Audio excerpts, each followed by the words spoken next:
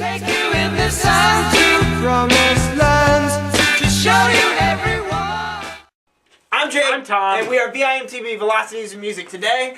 For episode 250, we're going to do a request. We're a quarter to 1,000. That's crazy. Yeah, I can't wait till we hit 1,000. I know. Alright, the request we're going to do today is from the Zombies. Their third album, Legendary, influenced most of the music we listen to now, and Sgt. Pepper's younger brother, in my opinion, Odessey and Oracle. This came out in 1968. It's the Zombies' third full-length. I think I said that already. And they broke up, actually, before this album was completely done. And they've come back and gotten out touring versions of the band. They've released a couple albums over the years since then. But really, this is it for the real Zombies back in the day. And it sounds a lot like the Beatles. And it's very colorful, psychedelic, kind of pop rock, that style that the Beatles created on Sgt. Pepper. And then, the Zombies kind of cemented. But I see a lot of bands today that are influenced, and it's going to give us some challenges reviewing it. I hear a lot of the band Love in this, too. They were out at the same time.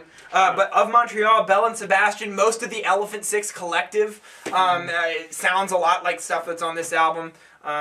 Yeah, but Tom, what'd you think about Odessey? I really liked it. I'm really glad someone requested it, because this is one of those albums that I should have listened to a long time ago that I didn't. And I was really glad to get into it, because this is just really damn good songwriting. Yeah. And I like a lot of the instrumentation, very varied. You get lots of crazy just organs every now and then. With the guitars, very psychedelic. The bass is always moving. The bass is actually a highlight of this album for me.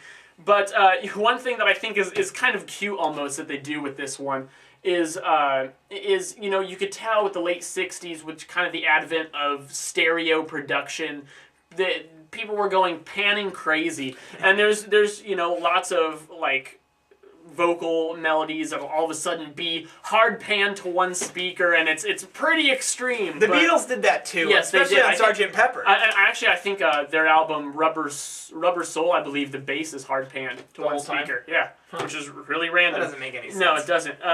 But I mean, these are just great songs, great variety of moods, song structures. I mean, especially for 60s pop. Well, plus, this is right when it was, getting a lot more progressive and interesting. Right. And conceptualized, and people were doing a lot more drugs, so that helped. But one thing I really like about this is the use of organ. Real organ. I mean, they didn't have keyboards back then. This is real. This is real stuff. This is organs.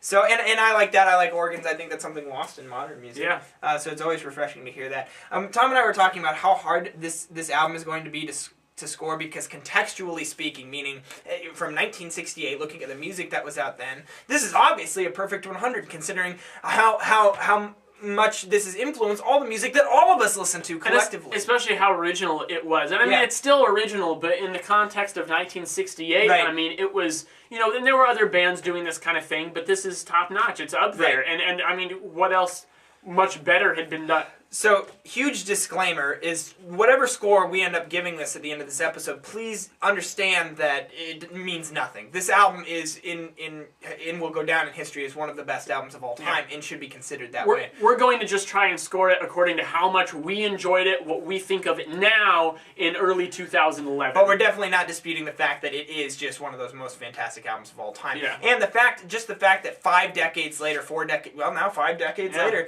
it's still just as prevalent as and meaningful as it was then, and that's what really I think makes an album legendary. Is can it stand the test of time?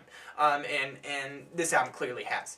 I love this album. I don't have a lot to say other than the fact that it was a lot like Sgt. Pepper, and I love several of the tracks on it. And I was surprised, having never been familiar with the Zombies, I'd actually heard several of these songs before, because they're used and you hear them throughout pop culture. Yeah, exactly. This thing's huge to pop culture and the progression of it. But like Carousel 44, Time of the Season, that's the big song off of it. But even songs like track 4, Beechwood Park, track 5, Brief Candles, and track 6, Hung Up on a Dream. Those are all fantastic songs that I'm going to come back to this all the time. So yeah, me too. I'm feeling, Tom, like, it's just personal, just where I'm at right now with it. It'll probably go up over time. I'm feeling an 83.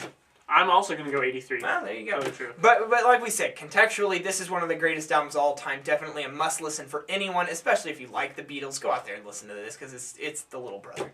But leave us a comment if you have any good stories about the Zombies or anything that personal experiences of growing up listening to them, or maybe you had some cool parents who are ex-hippies and they, forced you to listen to good music like this.